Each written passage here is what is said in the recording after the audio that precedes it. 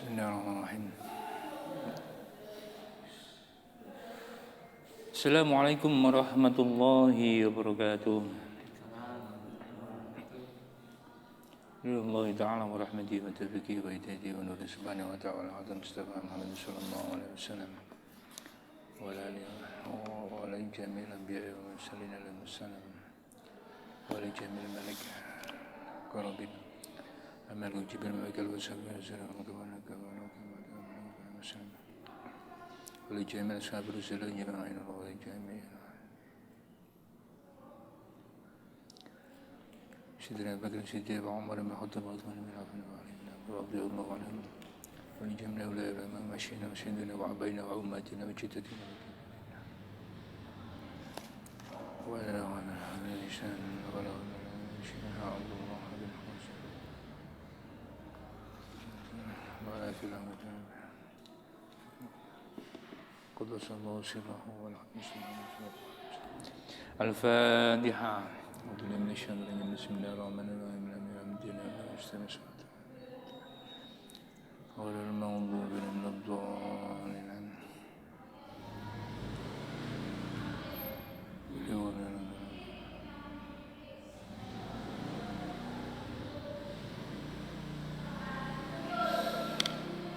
سلام الله سلام الله على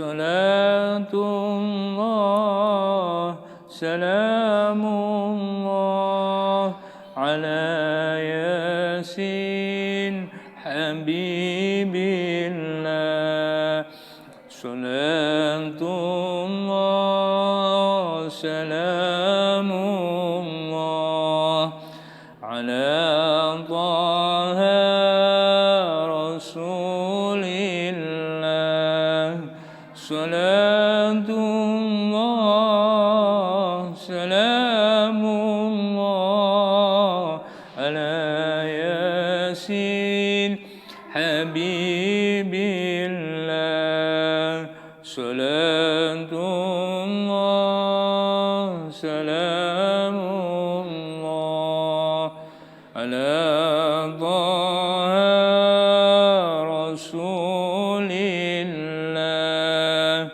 صلاة الله سلام الله على ياسين حبيب الله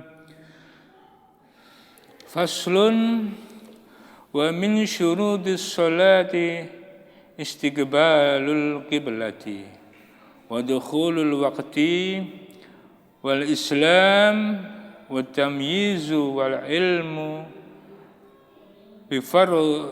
بفرضيتها وأن لا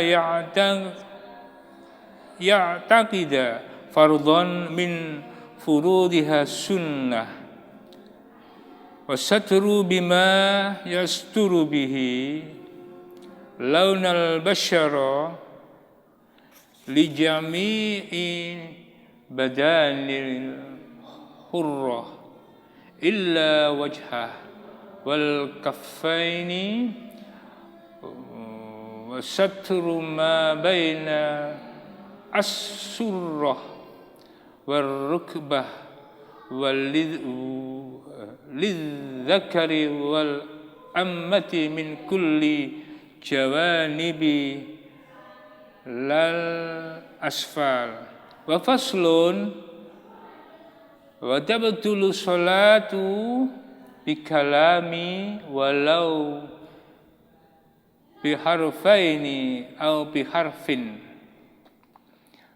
مفهم إلا إن نسي وكل وبالأفعال الكثيرة المتوالية كثلاث حركات وبالحركات المفرطة وبزيادة ركن فعل ruknin fi'liyin bil harakatil wahidati lilla'ib wa bil akli wa syurbi illa in nasiya wa kulla wa niyati qad'i salati wa bi ta'liqi qad'iha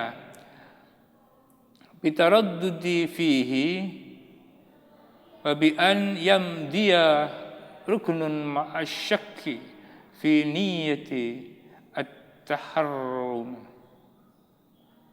au yatulu zaman syak. Alhamdulillahirrahmanirrahim, kita masih diberikan kesehatan Allah Subhanahu wa taala sehingga kita dapat bermuajahah di acara ini. Semoga aja Allah terus memberikan barokah fi dini wa dunya wal akhirah. Bagi orang-orang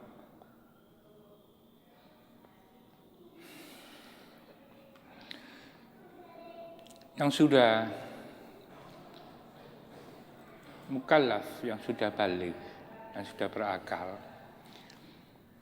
itu hendaklah mengaplikasikan segala apa-apa yang diiktikadkan.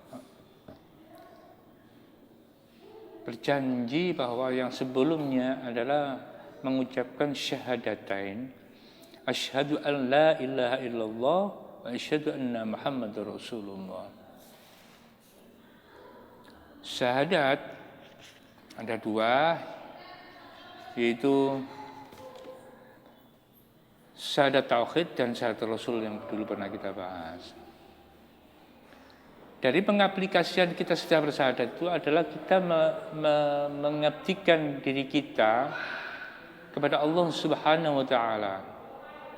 Bukan hanya mengucapkan la ilaha illallah. Kan banyak yang terjadi itu Allah. Orang yang mengucapkan la ilaha illallah itu dijamin masuk surga. Pertanyaannya, apa hanya mengucapkan saja? Itu loh. Padahal yang dimaksud di sini adalah faham apa yang telah diucapkan itu. La ilaha illallah wahdahu la syarikalah. Tidak ada Tuhan selain Allah, tidak ada sekutu bagi Allah. Apa sekutunya? Termasuk diri kita sendiri. Bukan kita menyembah patung, menyembah orang lain atau apapun, tidak. Menyembah diri kita sendiri juga gak boleh. Menyamai hal-hal dengan sifat Allah juga tidak boleh. Kemudian mentauhidkan diri kita ini caranya mengikuti sunnah Rasulullah Muhammad SAW. Tidak boleh kita menyembah Allah, selain Allah, apalagi kita menyembah diri kita sendiri. Contohnya apa? Contohnya kita menyembah nafsu kita. Kepada orang lain kita berbicara karena nafsu kita. Umpamanya saya sendiri berbicara di sini karena nafsu saya. Saya merasa diri saya lebih baik dari Anda semua. Ini juga bahaya. Ini nggak boleh. Jadi makna la ilaha illallah sangat luas. Merasalah saya lebih baik dari Mas Arif. Saya merasa lebih baik dari Mas Yayan. Saya merasa lebih baik dari Mbak Vesta, Mbak Sela, dari Eki, dari Ai dan sebagainya, dan semua yang hadir. Ini juga bahaya. Kenapa? Karena di sini secara nggak langsung ada menuhankan diri kita sendiri secara tidak sadar. Banyak hal-hal yang harus kita pahami ini. Salah satunya adalah sholat. Kita masuk bab sholat. Sholat itu ibadah yang bagaimanapun keadaannya tidak ada rukhsah di sini. Mau Mbak Sela mau pergi ke Jogja, ke Jakarta, kemanapun tetap harus sholat. Tidak harus, saya sholatnya harus di Malang saja. Enggak. Ya. Apakah masih muda atau sudah tua? Tetap sholat. Gak bisa berdiri ya duduk, gak bisa duduk ya berbaring. Gak bisa ngapa-ngapain? Ya dengan isyarah. Isyarahnya dengan apa? Mungkin dengan mata yang biasanya orang bisa. Ya dengan mata. Kepala gak bisa. Ya gak usah pakai kepala, hanya pakai ini. Kepala bisa gini, bisa. Isyarah aja pakai gini. Itu sholat. Ibadah lain ada rukso, masih ada syarat-syarat, masih bisa yang lainnya itu. Saum, puasa. Kalau gak kuat gak apa-apa. Orang tua boleh gak puasa. Ya kan? Masih boleh. Kemudian orang zakat. Kalau gak mampu ya gak mau zakat. Ya maksudnya ya. Kemudian orang mau haji. Gak punya uang, gak ada kesempatan. Ya gak bisa berangkat. Tapi sholat. Bagaimanapun harus sholat. Iqamis sholat. Didikanlah sholat. Makanya bukan hanya sholat saja, bukan hanya melakukan saja, tapi mendirikan. Sholat ini terbagi atas 2 rukun. Rukun yang pertama yaitu rukun fi'liyah. Rukun fi'liyah. Fi'liyah itu perbuatan, perilaku, tingkah laku, jasad ini melakukan apapun. Ini fi'liyah. Yang kedua, qauliyah. Nah,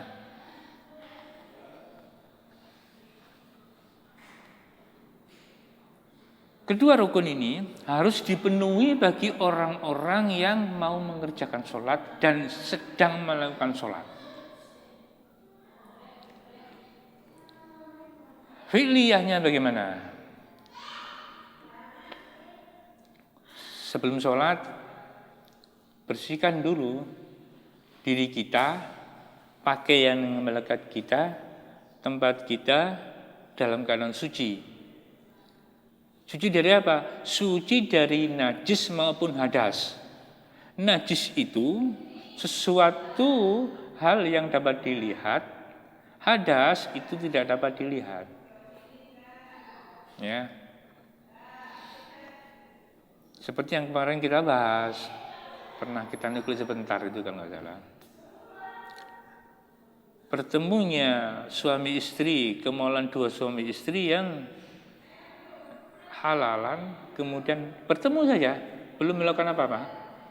Ini ada sebesar. Kentutnya, kentutnya ditut, berat, gak tahu. Itu ya tetap kena hadas kecil tapi. Bedanya hadas kecil, hadas besar kemarin kita bahas ya. Kalau hadas kecil terkena wudu, hadas besar harus mandi jinabat. Harus mandi besar.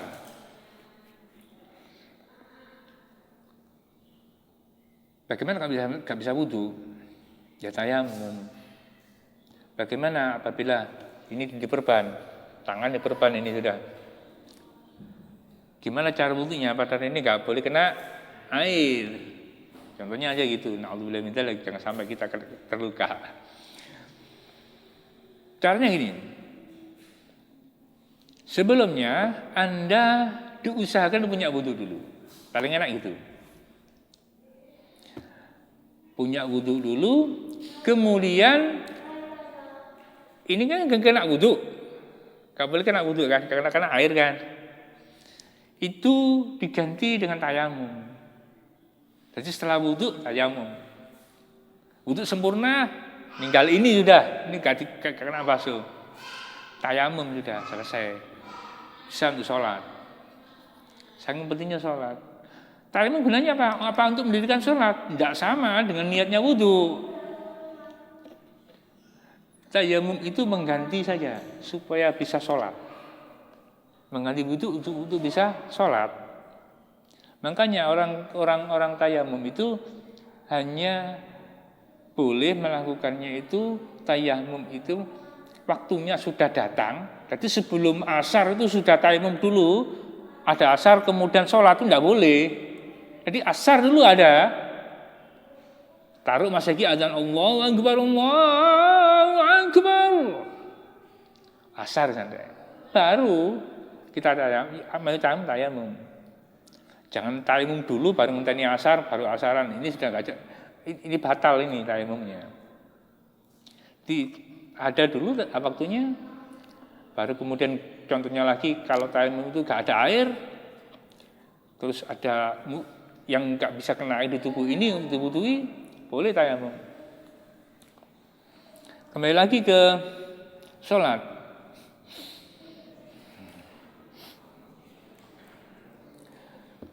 Fi'liyahnya sebelum masuk fi'liyah dan qauliyah itu harus tahu, memahami bahwa mana itu yang wajib dan mana itu yang sunnah. Jangan yang sunnah itu diyakini wajib atau yang wajib diyakini sunnah. Apa itu dari segi waktunya, apa itu dari segi pengerjaannya, itu tidak boleh. Contoh ya, nah, mungkin ono paling, saya juga nggak tahu. Sholat asar itu sunnah, umpamanya seperti itu. Padahal wajib, umpamanya ono, ini nggak boleh. Ya, baca al-fatihah itu sunnah, masuk nggak baca fatihah nggak apa-apa. Lah ini nggak boleh. Ya harus tahu bedanya. Antara mana sih sunnah, mana yang enggak. Arah harus tahu, kiblat harus tahu. Arah mata angin, kiblatnya di mana? Indonesia kiblatnya ya di barat. Ya. Tempat lain mungkin beda, enggak di barat. Kemudian wadhuhulul waqt. Harus tahu waktunya masuk. Kalau kira-kira jam 1 waktu Indonesia ini masuk zuhur apa asar? Dia ini tahu. Oh, ini masuk zuhur. Ini seperti remeh, tapi ini penting gitu loh. Ya, ini penting. Kemudian pada waktu itu dia harus masih dalam keadaan Islam. Ya, dalam keadaan Islam. Kemudian mengetahui hal-hal tentang sholat. Sholat itu bagaimana? Sholat zuhur itu jumlahnya berapa? Sholat asar itu jumlahnya berapa? Sholat zuhur jumlahnya berapa, sholat asar, isya jumlahnya berapa, maghrib berapa, subuh berapa. Itu harus tahu dulu. Berarti, apakah orang, mau bertanya, apakah orang yang nggak tahu waktu itu berarti boleh nggak sholat? Tetap boleh, tetap wajib sholat. Jangan, oh berarti lihat gak arah kiblat berarti gak masuk kategori aku kudu sholat berarti. Ya gak gitu, ya tahu gak tahu tetap sholat. Dosanya apa? Dosanya kapan gak tahu kiblat itu di mana, begitu tidak loh. Ya. Tahu kiblat, kemudian bisa membedakan mana yang wajib, mana yang sunnah, harus tahu. Termasuk juga harus tahu mengenai syarat-syaratnya sholat. Ya, syarat-syaratnya sholat itu. Jadi syarat-syarat wajib sholat itu pertama apa? Pertama dia itu harus Islam dulu. Jadi orang nggak Islam nggak wajib sholat. Apa benar gitu? Benar nggak itu is? Benar nggak orang nggak Islam itu nggak wajib sholat? Benar nggak itu? Nggak benar ya? Yang benar apa berarti? Islam nggak Islam wajib? Islam nggak Islam wajib? Sholat. Ya, Islam nggak Islam dia wajib sholat. Kenapa? Karena wajib itu bertauhid kepada Allah Subhanahu Wa Taala. Untuk bertauhid diwajibkan untuk sholat. Ya, itu ya. Syarat yang pertama Islam. Kemudian dia itu dalam keadaan balik. Jadi kalau di gurung balik nggak wajib. Cuman kadangkala itu ada anak kecil itu umur 7 tahun diajari sholat ya. Aku tak ajari sholat, masalahnya aku 10 tahun kan kudu iso sholat. Padahal umur 7 tahun sebenarnya dia harus bisa sholat, sudah ready untuk sholat. Mulai dari Bismillahirrahmanirrahim. Alhamdulillahi rabbil alamin. Arrahmanirrahim. Bacanya kena dan lain sebagainya. Kemudian tahu syarat rukunnya, tahu rukuknya bagaimana. Boleh enggak rukuk itu dibuat main-main, sujud dibuat main-main, boleh enggak? Itu sebenarnya sudah siap gitu loh. Jadi umur 7 tahun sudah apa ya? Dia sudah bisa. Makanya balita itu diajari sholat. Jadi masih balita itu kira umur berapa tahun disuruh lihat orang sholat aja. Ngeribeti enggak apa-apa, hanya arek cilik ngeribeti enggak usah disentak. Waduh, langsung bayang mari batal aku. Ya mesti batal wong ngomong. Enak sholat Allahu Akbar. Maca surat paling pendek bisa dia. Rakaat pertama qul huwallahu ahad. Nomor rakaat kedua inna a'tainakal kautsar. Enggak apa-apa. Inna a'tainakal kautsar. Maca ngene. Wanake teko cilik mbek beruangkang. Apa ya? Yang anakmu kesasar loh. Ya batalannya nih wong anak ngomong. Jadi sholat itu ada baru ingat aku. Sholat itu hati-hati. Sholat itu jangan sampai kita ini melakukan dialog. Apakah itu dialog dengan lisan atau isyarah, enggak boleh. Kan begini ya, orang sholat gini. La'udzubillah min dzalik ya. Contohnya saya ini sholat. Ini contoh saya ya. Sholat Allahu Akbar. Kemudian mbaknya datang.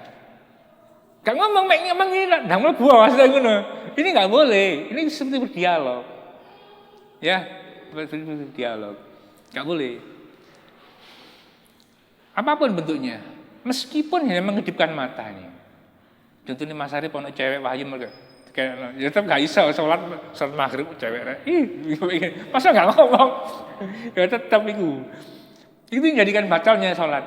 Tadi ya, jadi berdialog biarpun berdialog tidak harus dengan lisan, berdialog dengan bahasa tubuh juga bisa. Ini bisa membatalkan sholat. Yang ketiga itu tadi syaratnya itu adalah berakal. Ya, berakal. Dia harus berakal. Jadi kalau ada orang gila, dia tidak wajib sholat. Ya, orang gila itu enak loh, bener loh. Tapi kita sebenarnya iri jadi seperti kepada orang gila ya Mas Hasan yo. Tapi kini nggak kepingin. Siji, ibadahnya dia bisa keterima, banyak diterimanya katanya. Dia melakukan dosa, dia dosa nggak ada dosa dia, dimaafkan. Lihat kita sehat loh kita ini, ya. Kita ini sehat. Tapi dosa kok terus aja. Dosa terus aja. Dosa ini terus mengalir kayak sumber mata itu. Jadi 3 tadi ya. Jadi dia Islam, kemudian dia balik, kemudian dia berakal. Jadi orang gila itu enggak wajib dia itu sholat. Terkadang kita juga, kalau kita bicara masalah gila ya, atas suatu penyakit lah, kita berbicara satu penyakit. Terkadang kita nggak bisa membedakan antara penyakit gila atau penyakit stroke lah, atau penyakit apa di kalangan masyarakat kita dan kita sendiri. Orang yang kena stroke itu tidak bisa untuk melangkahkan kaki kalau kakinya kena stroke. Tangannya tidak bisa digerakkan. Untuk mengucap saja dia tidak bisa. Tapi banyak pada waktu terdengar suara azannya Mas Yayan contohnya. Allahu Akbar, Allahu Akbar. Jarang orang mau melangkahkan ke masjid. Seakan-akan kakinya ini sudah lumpuh dia. Seakan-akan kaki kita ini kena stroke, gak bisa mau melangkah ke masjid. Sampai Mas Hajan bilang, hayya 'alas shalah.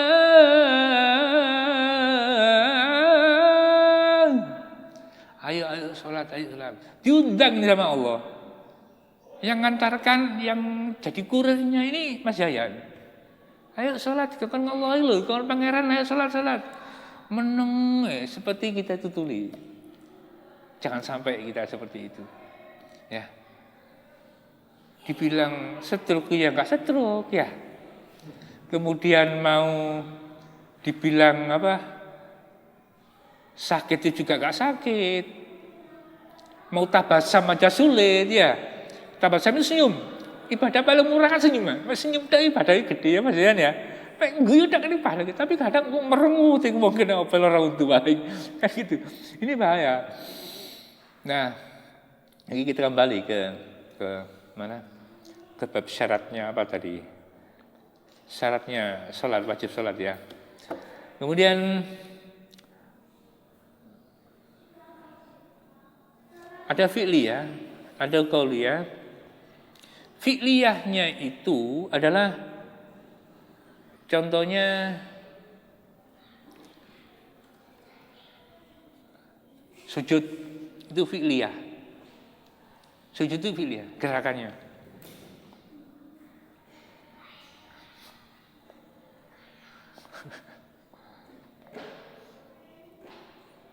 Kemudian ruku itu fi'liyah.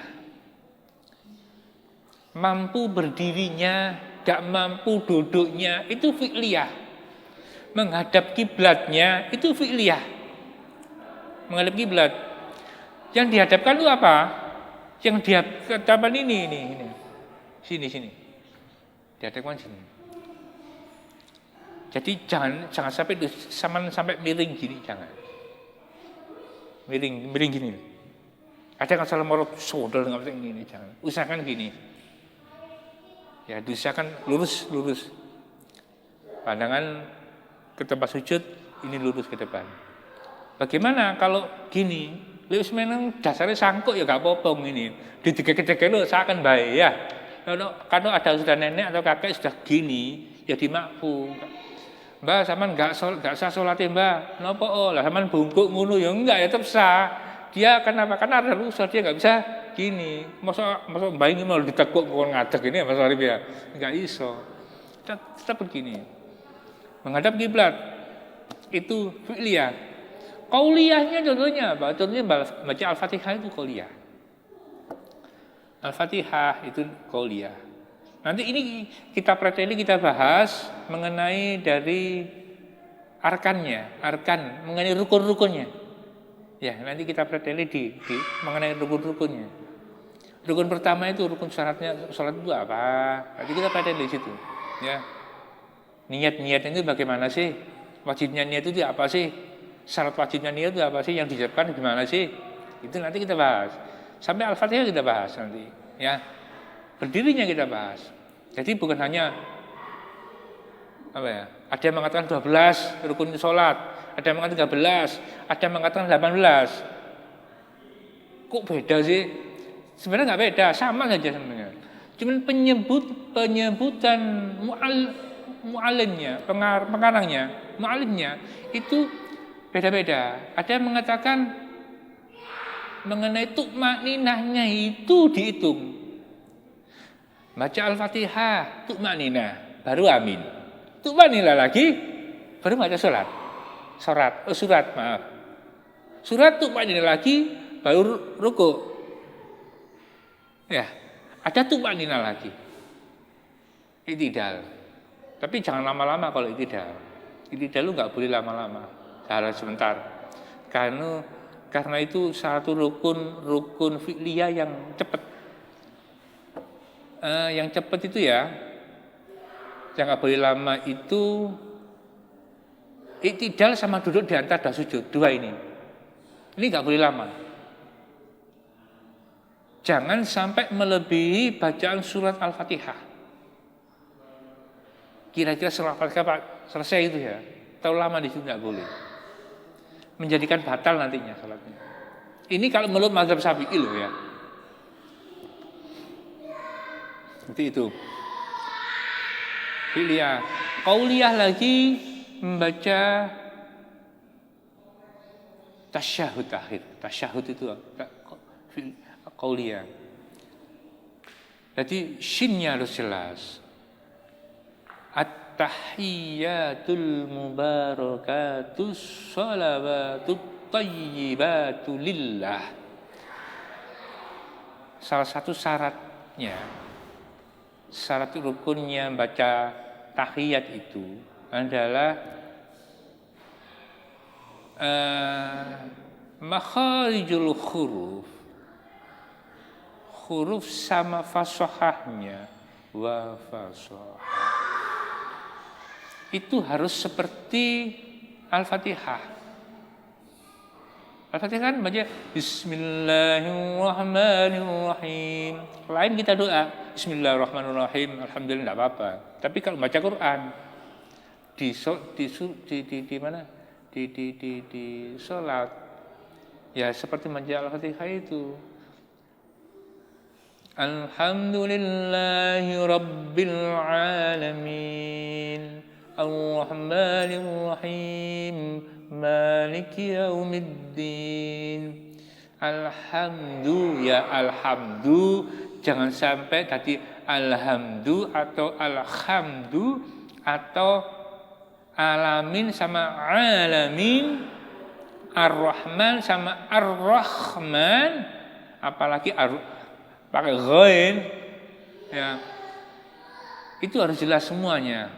Bab tasdidnya harus jelas. Nanti ada bahasan sendiri mengenai syarat rukunnya yang salah satunya adalah membaca Al-Fatihah. Membaca Al-Fatihah syarat rukunnya apa? Nanti kita bahas. Banyak nanti syarat Al-Fatihah itu apa ya? Ini globalnya aja dulu. Ya. Mulai dari tasdidnya harus jelas. Mengerti perbedaan huruf-hurufnya semisal antara alif, ain, ha, antara ta, dal, to, do harus beda, harus tahu. Antara sin, shin, shad harus beda, harus tahu. Untuk bedakan gimana? Caranya mudah sebenarnya gini. Kalau mau melatih makhrijul huruf kita, makhrijul huruf lo ya, huruf-hurufnya dikasrah semuanya. Ya, dikasrah semuanya. Coba. Si, shi, sui baru tahu. Ya. Si, shi, sui. Harus tahu itu. Kemudian yang hampir-hampir sama seperti di, ti,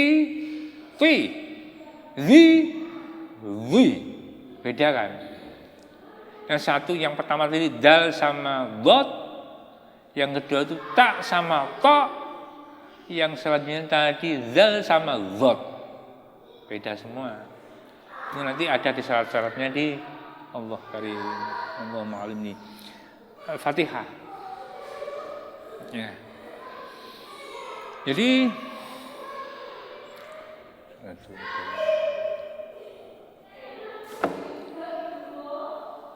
kemudian harus tahu juga dalam kalimat-kalimat itu mengenai huruf-hurufnya dan faham mengenai huruf-hurufnya seperti saya sebutkan tadi berarti. Dan harokat-harokatnya, kemudian jumlah-jumlahnya, sholat itu bagaimana, jumlah-jumlahnya, bacaannya, cara bacanya itu harus kita ketahui sebelum sholat. Berarti kalau orang yang nggak bisa itu apa, nggak sholat dulu, ya tetap sholat sebisanya dulu. Kalau sudah ngerti, ya sudah ngerti nggak dipakai itu baru dosa. Ya. Tapi wajib kita untuk mencari ilmu. Nanti kalau nggak mencari ilmu tentang sebab sholat ini menjadi dosa. Dosanya apa? Apa dosa karena nggak sholat? Bukan, dosa karena nggak mencari ilmu bab sholat itu aja. Bukan mencari ilmu secara keseluruhan. Kullu, bukan. Ya, tapi hanya sebagian saja. Kita masih belum wajib, gak memenuhi syarat wajibnya untuk haji. Gak wajib kita ngaji haji itu. Ngaji yang lainnya dulu.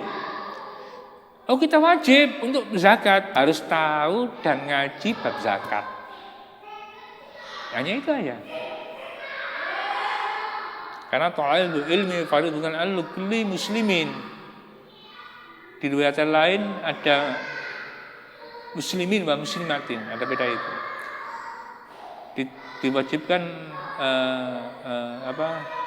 mencari ilmu itu ya bagi orang muslim laki-laki maupun perempuan. Jadi ini jam berapa lagi? Enggak jam itu.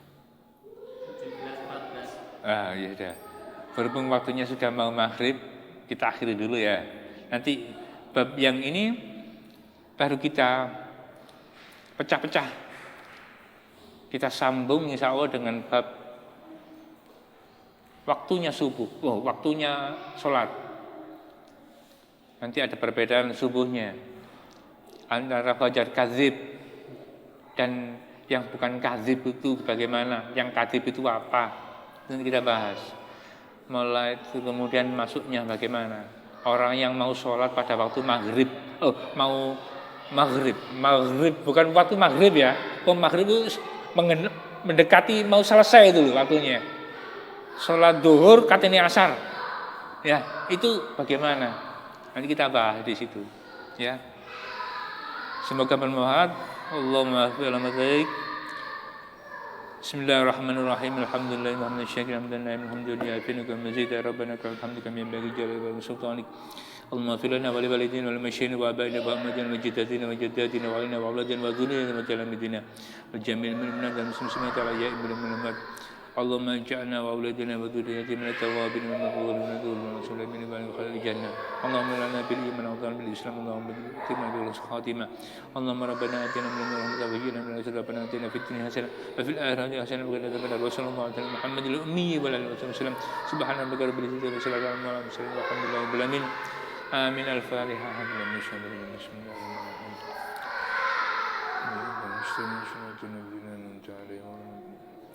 Assalamualaikum warahmatullahi wabarakatuh.